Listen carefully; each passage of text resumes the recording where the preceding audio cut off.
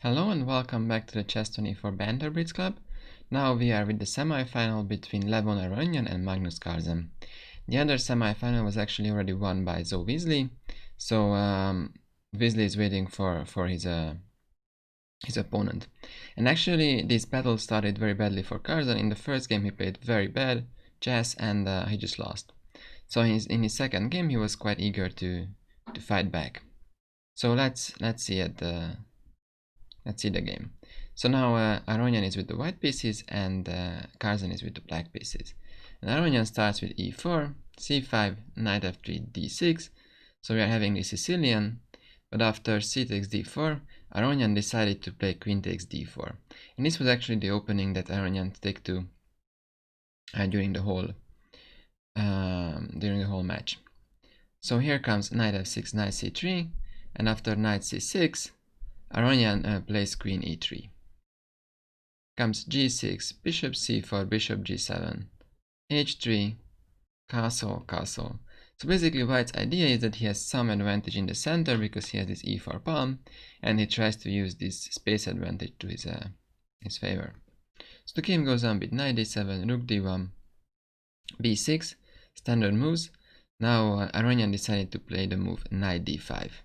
And the idea of knight d5 is that you provoke that black plays at some point e6, you will retreat with your knight, while we will see that Aronian will go to f4, and then this d6 pawn can be a weakness. But it's not a big deal actually, so we'll see that as well. Bishop b7, c3, rook c8, so the rook is on the c5. Also, whenever the opponent plays rook c8 and you have your bishop on c4, it's time to retreat. So comes bishop b3, knight c5, again Aronian preserves his bishop, and now finally Carlsen plays e6. Knight f4, queen e7. And we can see that this d6 pawn is only theoretically weak. It's very hard to actually attack it. So here comes queen e2, rook d8, rook b1. But also for white it's not very straightforward how to develop your pieces. So this bishop is still back there, the rooks are not yet connected. This bishop is all it does is protecting this e4 pawn. The knight looks a little bit silly on f4. So it's we could actually see that black's position is looking a lot more normal than white's position, even though I wouldn't say that black is better.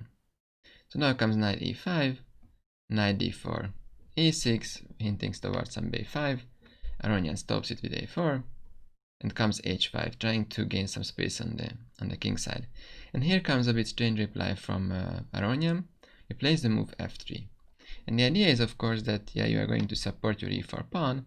Finally, you can move your queen away, most likely to f2, and then you will be able to play h4 as well. Then we'll see that Carlsen can actually stop this plan, because after queen f6, queen f2, it would be very nice to play h4 with white, and then you get this g5 square. You can reroute your knight. You can also put your bishop on g5. But Carlsen simply just stops it by playing h4. Now we can see that the dark squares on the king side and on the king are actually quite weak. But this is the point when both players are starting to run out of time, so both has only 1 minute and the 2-second increment. So here Aronian played the move b3, and actually Carlsen was the one who lost his patience, and instead of just slowly maneuvering and waiting what happens, he played the move d5, which is clearly not a good idea, because after e takes d5, he even took with the bishop, and after knight takes d5, finally this strange looking knight from f4 is disappearing, and e takes the bishop e3. If we stop here for a moment, white actually managed to get the bishop pair. Finally, this bishop, actually both bishops are getting to be open. This is a weak pawn. The black king side, queen side pawns are actually just abandoned, so white is doing really well here. Comes knight c6, b4, knight d7. Here Aronian played bishop b3, also bishop d3, immediately putting an eye on these pawns is also working and led to huge advantage. But bishop b3 is also good. Comes knight e7. Now played knight e2. Well, we have to mention that the players only have some limited time, but actually in this position queen d2 is almost winning, with the idea of just playing bishop g5 and black is just collapsing. This pawn is going to hang, this pawn is going to be taken, so not much black could do. But also knight e2 is a nice move. Comes a5, bishop d4, queen g5. Well, I'm also quick because the players didn't have time, so I don't want to analyze every single mistake they make. Comes the exchange, f4, queen f6. Now Aronian took the pawn, and knight f8.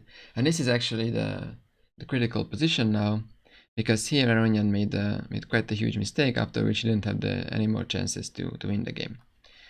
So while Aronian played the blitz move, which comes first to mind, rook d1. But actually after rook d1, he's losing a bit of control of his pieces.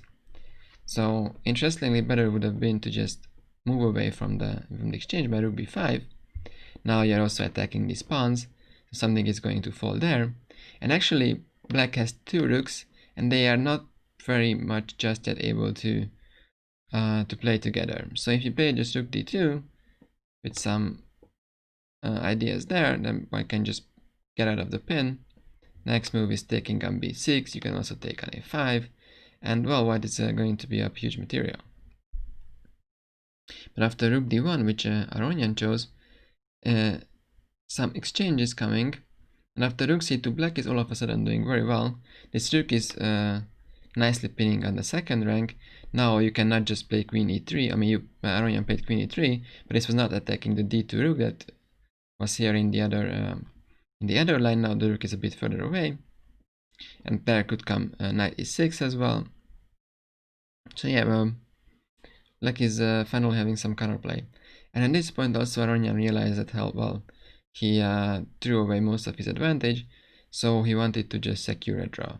Ready to move queen e5, rook b2, a5, eliminating all the pawns, and yeah, just some exchanges. And here it's clear that well, black is doing better.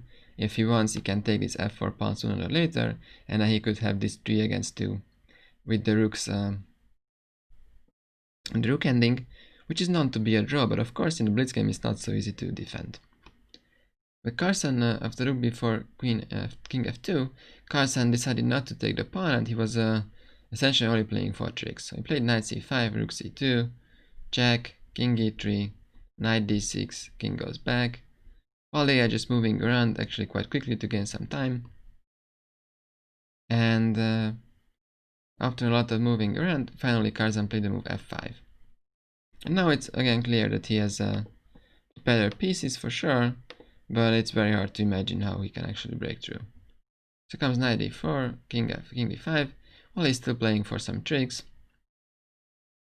But he also has to start paying some attention, because this h4 pawn is now going to be weak. If white can take with the knight, there's also some attacks over there. So all of a sudden actually white also has some chances. And after knight d1, king g1, knight e3, rook d2 check.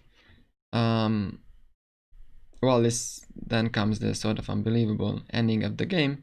So if you play a normal move king e6, then white probably takes a pawn, and here it is black who has to play and fight for the draw.